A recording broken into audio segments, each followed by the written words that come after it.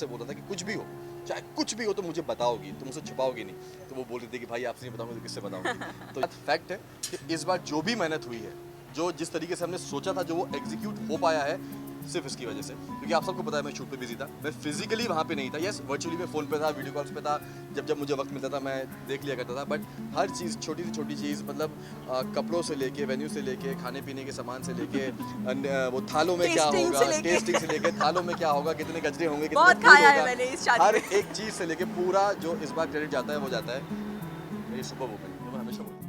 Actress Deepika Kakkar ने कल ननद सबा के रिसेप्शन में मीडिया के साथ बातचीत की और इस शादी के बारे में काफी कुछ बताया।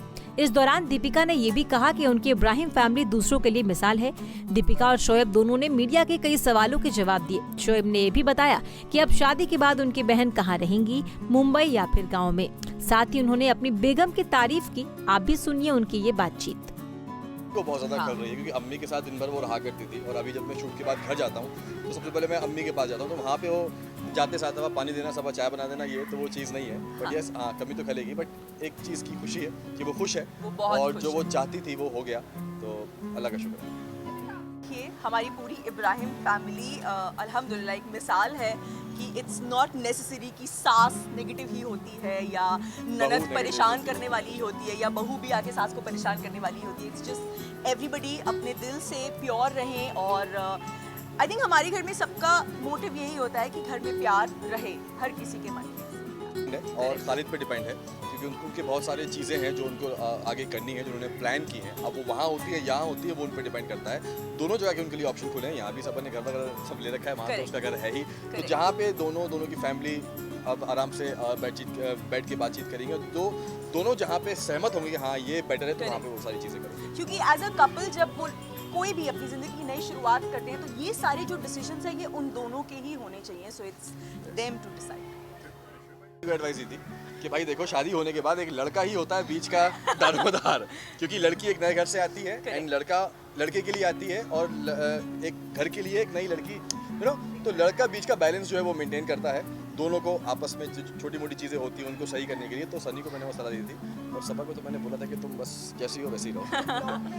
तो एज अ ब्रदर अपनी बहन के लिए बोला, क्योंकि कोई कितना भी अच्छा क्यों ना हो, लेकिन आप अपनी बच्ची को किसी और के घर भेज रहे हो, जिस तरीके से वो पली बड़ी है बचपन से लेके अब तक, तो मैं उसको वही बोल रहा था। सबा कभी कभी क्या है ना कि संकोच में बहुत सारी चीज़ें नहीं बोलती है वो, कि भाई को परेशान नहीं करना, अम्मी को परेशान नहीं करना, उसका नेचर ऐसा है। तो मैं उसको वही बोल रहा था, खालिद से बोल रहा था कि सबा को खुश रखना, और सबा से बोल रहा था कि कुछ भी हो, चाहे कुछ भी हो तो मुझे बताओगी, तुम मुझसे छुपाओगी नहीं। तो वो बोल रही थी कि भाई आपसे नहीं बताऊंगी तो किससे बताऊंगी। तो यही सारी चीज़ें मैं उसको समझा रहा था। मुझे ऐसी कोई चीज़ नहीं थी जो मैं शादी में नहीं कर पाया। अल्लाह का शुक्र है कि हम दोनों ने हर जो चीज़ सोची थी सबा को लेके, उसकी शादी को लेके, छोटी से छोटी प्रिपरेशन से लेके बड़े से बड़े मोमेंट तक, हर वो चीज़ जैसे हमने सोची थी वैसी एग्जीक्यूट हुई है।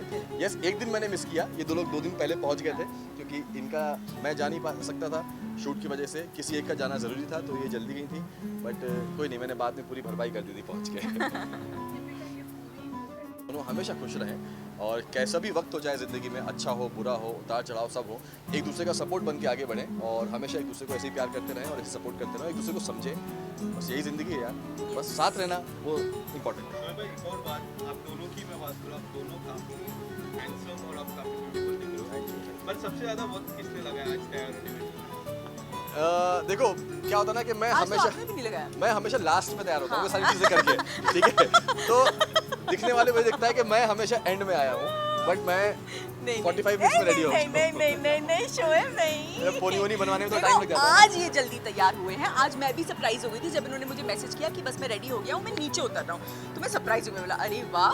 बट हाँ ठीक है ना, हमारे जनाब मेरा- माशाल्लाह इतने हैंडसम सबको- लगते हैं, तो टाइम तो बनता है। सबको पता है कि मेरा ज़्यादा वक्त जाता है बाल बनाने में, हाँ। है ना, तो उसमें वक्त लग जाता है।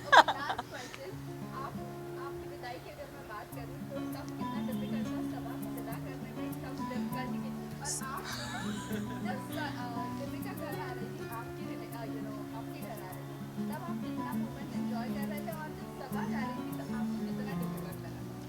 फॉर मी सबा को विदा करना सबसे वाज वेरी वेरी डिफिकल्ट, क्योंकि क्या था ना कि, वेरी डिफिकल्ट।